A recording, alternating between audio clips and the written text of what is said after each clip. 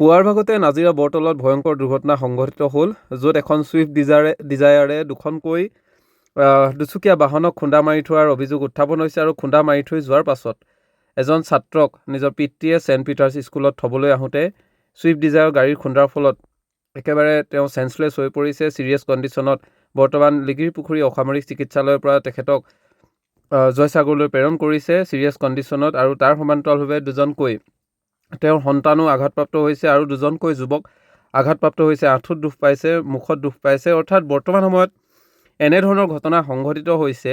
কোনোবাখিনিত যেন আমাৰ গাড়ীসমূহৰ স্পীডৰ যি লিমিট, এই লিমিট এটা নিৰ্ধাৰিত কৰিব লগা হৈ পৰিছে যেন অনুভৱ হৈছে। কাৰণ নাজিৰাত বৰ্তমান সময়ত বহু গাড়ীৰ উপদ্ৰৱ যিধৰণে হ'বলৈ ধৰিছে, আৰু বিশেষকৈ যদি ক'বলৈ যোৱা হয় বৰ্তমান সময়ত হাই ছেকেণ্ডেৰী আৰু মেট্ৰিকৰ এক্সাম চলি আছে, এই সময়খিনিত গাড়ীসমূহ অলপ লাহে লাহে যোৱাটো অতিকৈ প্ৰয়োজনীয়। আৰু ছুইফ্ট ডিজায়াৰখনে যিখনে খুন্দিয়াই থৈ গ'ল, সেই গাড়ীখন এতিয়াও ধৰিব পৰা নাই। কিন্তু বৰ্তমান সময়ত যি ছিৰিয়াছ কণ্ডিশ্যন হৈ পৰিছে, এজন ব্যক্তিৰ ছিৰিয়াছ কণ্ডিশ্যন, পুত্ৰক স্কুললৈ থ'বলৈ আহোঁতে পিতৃৰ এতিয়া ছিৰিয়াছ কণ্ডিশ্যন হৈ পৰিছে। সমান্তৰালভাৱে দুজন যুৱকো গুৰুতৰভাৱে আঘাতপ্ৰাপ্ত হৈছে। তেওঁলোক এতিয়া লিগিৰিপুখুৰী চিকিৎসালয় আছে যদিও তেওঁলোককো পুনৰ অন্য চিকিৎসালয়লৈ ট্ৰিটমেণ্টৰ কাৰণে লৈ যোৱাৰ ব্যৱস্থা কৰিছে। কিন্তু বৰ্তমান সময়ত গাড়ীৰ স্পীড কণ্ট্ৰল কিন্তু নাজিৰা শিমলুগুৰি টাউনত কৰাটো অত্যন্ত প্ৰয়োজনীয় হৈ পৰিছে। আৰু গাড়ী চলাওঁতেও মানুহে নিজেও সজাগ বা সাৱধানতা অৱলম্বন কৰিব লগাটো অতি প্ৰয়োজনীয়, বা তেওঁলোকৰ কাৰণে যাতে অন্য লোকে আঘাতপ্ৰাপ্ত হ'ব লগা নহয় বা জীৱন হেৰুৱাব লগা নহয়। আজি ৰাতিপুৱা আপোনাৰ প্ৰায় 8:30 বজাত আমাৰ নাজিৰা লিগিৰিপুখুৰী হস্পিটেলত 4জন ৰোড ট্ৰেফিক এক্সিডেণ্ট কেছ আহিছিলে।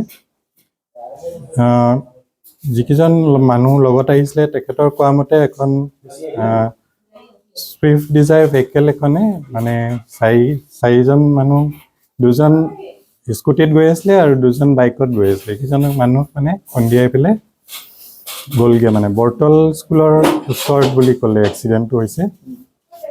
প্ৰায় 7:30 বজাত হৈছিলে এক্সিডেণ্টটো। আমাৰ ইয়াত 8:30 বজাত আহি পালে। 4জন মানুহ আছিলে।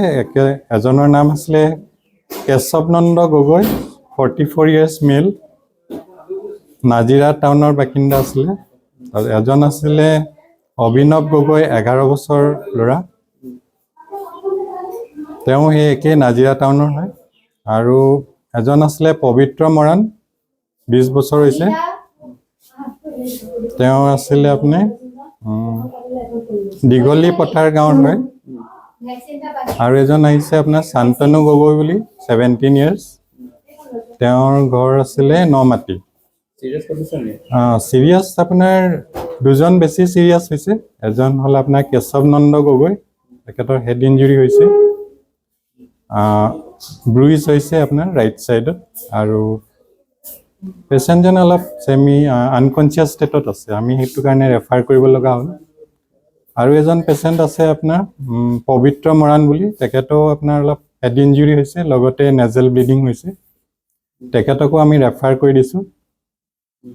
বাকী 2জন আপোনাৰ অভিনৱ গগৈ, তেওঁ বেছি দুখ পোৱা নাই, অকণমান ৰাইট ছাইডত ফেচত আপোনাৰ এব্ৰেছন আছে। আৰু এই শান্তনু গগৈজনে অলপ ভৰিত দুখ পাইছে আপোনাৰ, সেইটো আমি ষ্টিচ কৰি দিছোঁ।